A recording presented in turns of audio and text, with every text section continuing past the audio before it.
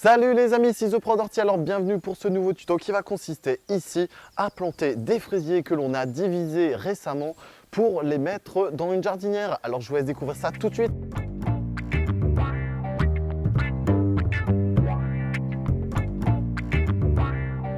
Donc voilà, on est au beau temps, les jours sont longs, les températures sont favorables et vous avez été nombreux à me demander comment faire pour avoir des cultures donc sur des petites surfaces et notamment sur des balcons, et c'est chose faite, donc on va réaliser ça aujourd'hui.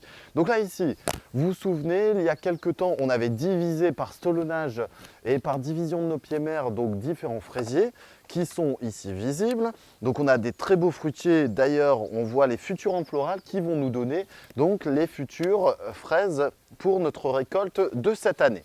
Pour info, on va refaire un petit peu l'historique de ce fraisier. Donc c'est des fraisiers qui ont été plantés pleine terre, que l'on a divisé donc par stolonnage. Donc c'est une multiplication asexuée, c'est-à-dire qu'on n'a pas besoin de fécondation. On va supprimer donc les futures tiges et les tiges qui sont les stolons que l'on a individualisés ici dans un godet. Alors ça donne une forme de ce type-là. Donc le chignon racinaire est en train de se faire.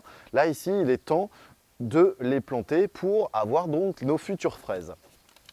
Ensuite, ici je me suis concentré donc sur une jardinière qui va être hors sol forcément, avec un bon dispositif de drainage qui va permettre d'évacuer l'eau, parce que les fraisiers aiment beaucoup l'eau mais aiment aussi avoir un sol drainant, donc à la fois qui évacue rapidement l'eau mais qui contient également cette eau.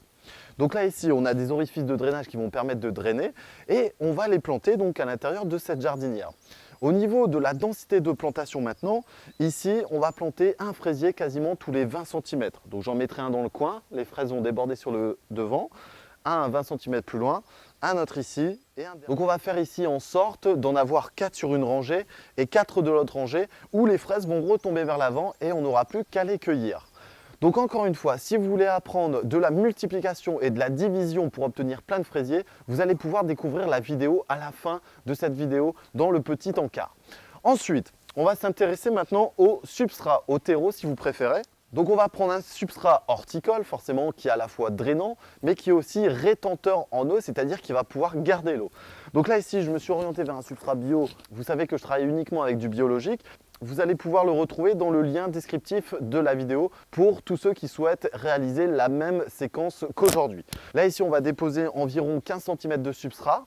Ensuite on va légèrement tasser. On pourrait incorporer un engrais de fond si vous le souhaitez, si votre substrat est trop léger. Et ensuite on va procéder à la plantation ici de nos fraisiers. Allez c'est parti, on y va.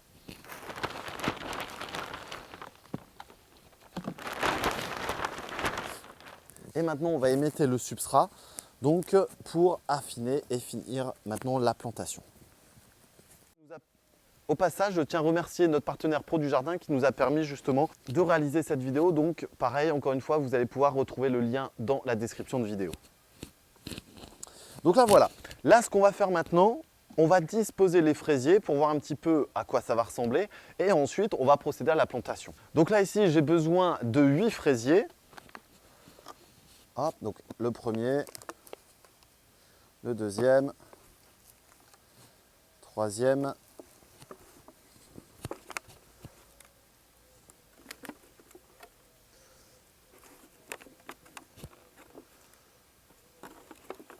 et dernier. Si nos fraisiers sont déposés, donc ce qu'on va pouvoir faire, c'est procéder donc à la plantation. Ici, pas besoin de faire un déchignonnage, les racines sont encore bien à l'air libre. Donc ce qu'on va faire une fosse égale à la taille du godet et on vient borner. Alors c'est légèrement en dessous afin de protéger premièrement notre plante et aussi pour diriger par la suite nos futures florales qui vont venir déborder sur les côtés, et on essaiera de diriger le feuillage vers l'intérieur pour avoir le maximum de lumière sur nos fraises. Là voilà. Voilà pour ici. Donc maintenant on égalise le substrat. Voilà. Et dernière étape, donc ça va être l'arrosage de nos plants de fraisiers. Étant donné qu'on vient de les planter directement, on va faire un bel arrosage et par la suite, on viendra donc arroser de manière régulière sans arroser de manière extrême. Voilà, allez, c'est parti.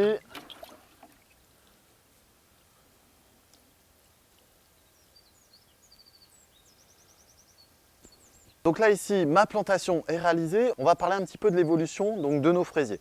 Donc nos fraisiers vont s'épanouir un petit peu. Donc ici, on est sur des variétés non remontantes, c'est-à-dire qu'on va avoir une seule inflorescence pour forcément une seule fraise par la suite, avec différentes grappes de fleurs qui vont nous donner forcément plusieurs fraises ici. Cependant, si vous voulez des fraises toute l'année, vous allez pouvoir alterner justement entre des variétés remontantes et non remontantes et jouer également sur les périodes de plantation qui vont vous permettre justement de faire cette récolte quotidienne. Au niveau des maladies et des parasites, donc si vous avez des plants qui sont assez sains, normalement il n'y a pas de souci là-dessus. Vos sujets seront peu ou pas du tout infestés par une maladie ou pour alors des parasites.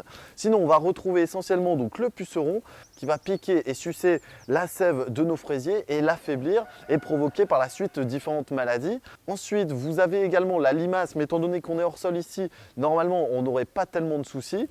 Et enfin, vous allez avoir une autre maladie cryptogamique qui est le botrytis, la pourriture grise, qui peut se déposer sur le végétal ou sur le fruit, voire même également de l'oïdium, qui est une feutrine blanche due à une humidité et due à une température qui peut être parfois trop importante. Donc on va faire en sorte d'aérer en effeuillant et en nettoyant donc ses pieds. Voilà, donc là ici on va attendre quelques semaines, les températures, l'ensoleillement sont favorables, donc ici les fraises vont arriver entre 4 et 6 semaines pour pouvoir être consommées. Alors les jardiniers, ça va être à vous de jouer. On se retrouvera pour d'autres tutos, soit pour des cultures de terrasse ou alors des cultures de pleine terre. Vous allez pouvoir découvrir tout ça au travers de la chaîne. Vous allez également pouvoir vous abonner en cliquant ici et découvrir donc les vidéos des fraises là et enfin l'autre ici. À très bientôt les amis, un petit pouce bleu et on partage. Salut!